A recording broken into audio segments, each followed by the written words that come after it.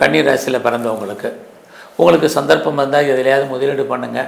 இந்த வாரம் முதலீட்டுக்கான வாய்ப்பு நிறையா இருக்குது. முதலீடு பண்ண முடியலைங்கிறவங்க நீங்கள் அப்பா இருந்தால் செய்யுங்க, அல்லது உறவுகளுக்கு செய்யுங்க, அல்லது தாய்மாமன் உறவு போன்றவர்களுக்கு செலவு பண்ணுங்கள். இதெல்லாம் பண்ணும்போது உங்களுக்கு வரக்கூடிய தேவையற்ற செலவினங்கள் குறைக்கப்படும். இந்த வாரத்தில் நீங்கள் ஏதாவது முயற்சி பண்ணிங்கன்னா அந்த காரியங்கள் சித்தியாகுமானா கண்டிப்பாக நல்லது நடக்கும். மணி ரொட்டேஷன் உங்களுக்கு இருந்துக்கிட்டே இருக்குது.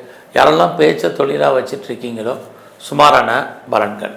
இந்த வாரத்தில் நீங்கள் ஏதாவது காரியம் பார்க்கணும் அப்படிங்கிறவங்க ஒரு இடைக்கு 2 தடவை யோசித்து செய்யுங்க. பெருசாக யாரையும் நம்பி இருப்பதற்கான வாய்ப்புகள் இந்த வாரத்தில் குறைவு. ஸோ இந்த வாரம் உங்களுடைய கல்வி எஜுகேஷனை பொறுத்த வரைக்கும் பரவாயில்ல.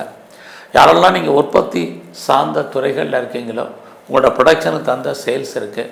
மாஸ் ப்ரொடக்ஷன் அப்படிங்கிறது இந்த வாரம் உங்களுடைய ராசியிலே இருக்குது. அது மட்டுமல்ல, யாரெல்லாம் அம்மாவுடைய அன்பு ஆதரவை எதிர்பார்த்தீங்களோ உங்களுக்கு கிடைப்பதற்கான வாய்ப்புகள் இதுவும் இந்த வாரம் உண்டு.